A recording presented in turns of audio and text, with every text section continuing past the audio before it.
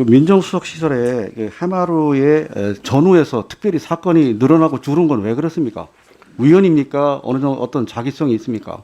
예, 그 언론에 나온 것을 봤는데요. 먼저 말씀드릴게 제가 민정비서관 민정수석으로 있으면서 해마루 사건 선임과 관련해서 관여한 사실은 전혀 없고요.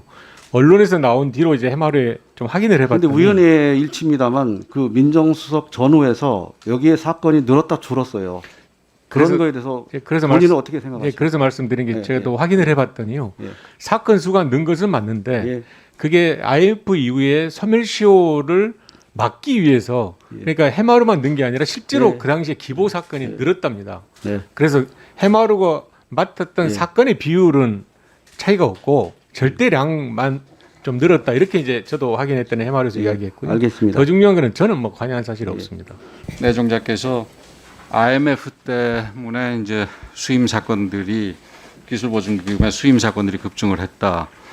그래서 사실상 해마루가 받은 건 별거 아니다 이렇게 얘기를 하셨는데 그게 좀 아닌 것 같아요. 여기가 기술보증기금 외에 뭐 신용보증기금도 있지만 기술보증기금 같은 경우도 그렇고 보면은 2001년부터 2003년까지 이게 IMF 직후 한참일 때 아니겠어요? 이럴 때 해마루에서 수임한 게 한 건도 없다가 뭐 세 건 뭐 이런 정도 되다가 갑자기 이 2004년 5년 이때가 이제 전해철 후보자가 그 민정비서관이나 민정수석으로 가게 될 때지요. 이때부터는 갑자기 4년부터 7년까지 4년 사이에 794건을 가게 됩니다.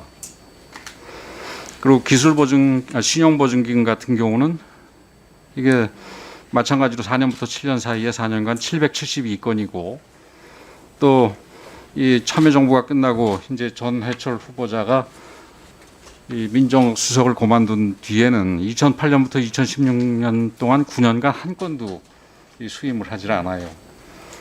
이거는 그러면 IMF하고 무슨 상관이 있다기보다는 그 우리 전해철 후보자가 해마루하고 연관이 있는 상황에서 민정수석 내지는 민정비서관으로 갔느냐 안 갔느냐 그 차이에 따른 것 같은데 다시 한번 대답을 해보시죠.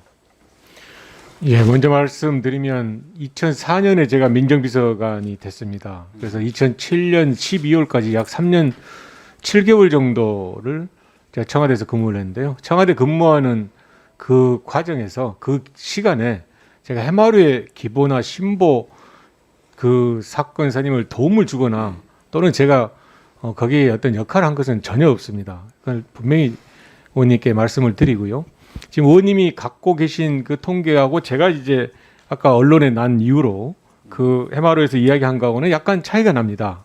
숫자의 차이. 그런 부분에 대해서는 제가 의원님께 또 드려보겠습니다만은 약간의 차이가 있을지 모르겠지만 마저 말씀드리면 파악한 건데 그러니까 사건 수는 는 게 맞는데 예, 예. 그 전체 사건에서 해마루가 하고 있던 사건 선임의 비율은 크게 는 게 없다. 약 4.0%로 이렇게 저는 해마루의 이야기를 들었습니다. 그 계산이 어떻게 나왔는지 모르겠는데 어찌됐든 이게 뭐 IMF 때 뭐 어쩌고 저쩌고 얘기를 하시는데 IMF 직후에는 하나도 없다가 갑자기 민정비서관 내지 민정수석이 되니까 저렇게 몇백 건으로 느는 게 그게 있을 수가 있는 얘기예요.